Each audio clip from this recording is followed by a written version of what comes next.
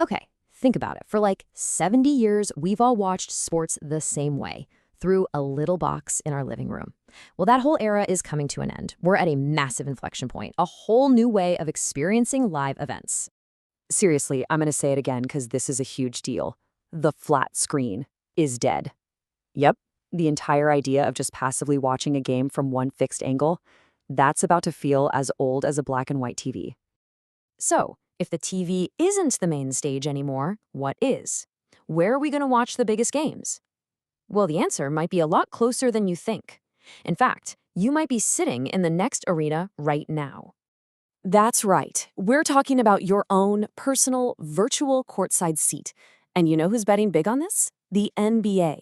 They've gone all in with Meta to completely change the game, bringing you closer to the action than ever before. And look, this isn't just some little side project. We're talking about a major commitment. 52. That's 52 free live NBA games beamed right into VR headsets every single season. The league isn't just testing the waters here. They're diving in headfirst. So, what's it actually like? Well, with apps like Xtadium, you're not just watching the game, you are in the game. You've got these incredible 180-degree views all around you. You can host private watch parties with your friends. Well, they're avatars anyway. If you've got League Pass, you can even switch on multi-game mode and have up to 8 games going at once. And during the commercials, you can jump into mini-games or even buy some virtual gear for your avatar. It's the whole shebang. It completely redefines being a fan. And that really gets to the heart of it, right? It's all about presence. It's about making distance totally irrelevant and giving every single fan the best seat in the house, no matter where you live.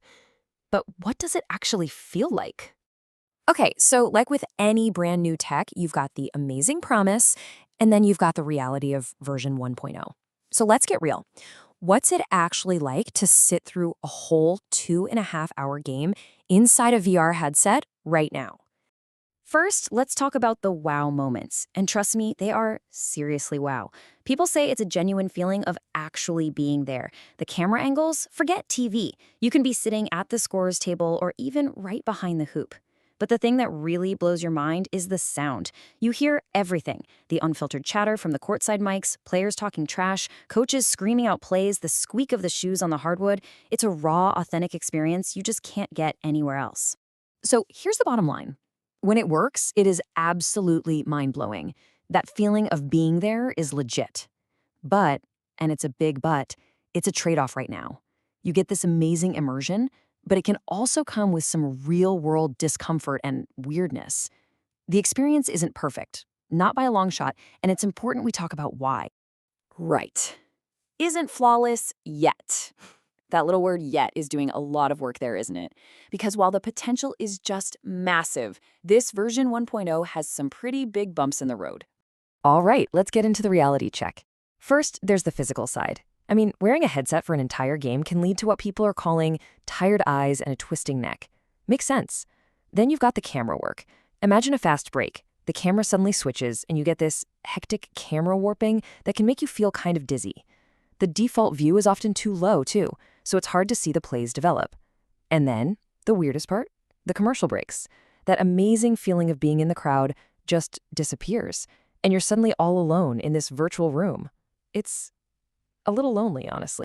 Okay, so aside from the in-game experience itself, there are some other pretty big real-world hurdles keeping this from going mainstream. And hurdle number 1, the big one, is the price tag. We're not talking about a cheap subscription here.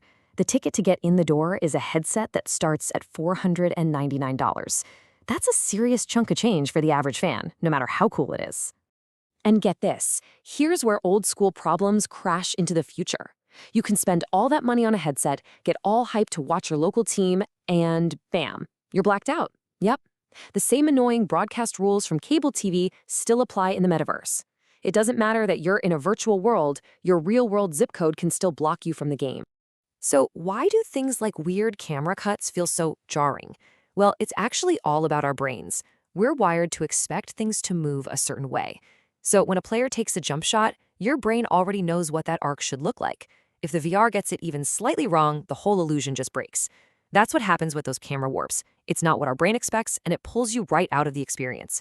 To make VR truly believable, every little detail has to feel right. So with all these challenges, what's the game plan? How does this tech go from a niche hobby to something everybody uses? Well, people who study this stuff have a pretty clear roadmap. It's basically a three-step journey. Right now, we're in phase 1, the enthusiast phase. That's for the early adopters, the tech nerds. The costs are high, and it's all pretty experimental. But next up is the scaling phase. This is where it gets really interesting. The headsets get cheaper, the way they produce the games gets standardized, and we start seeing cool stuff like stats floating over the players.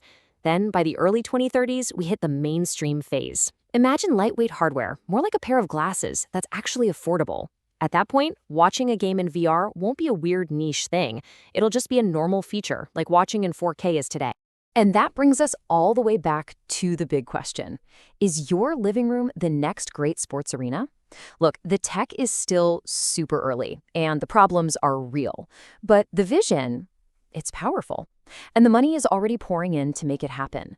The next arena is being built as we speak. So the real question is, are you ready to step inside?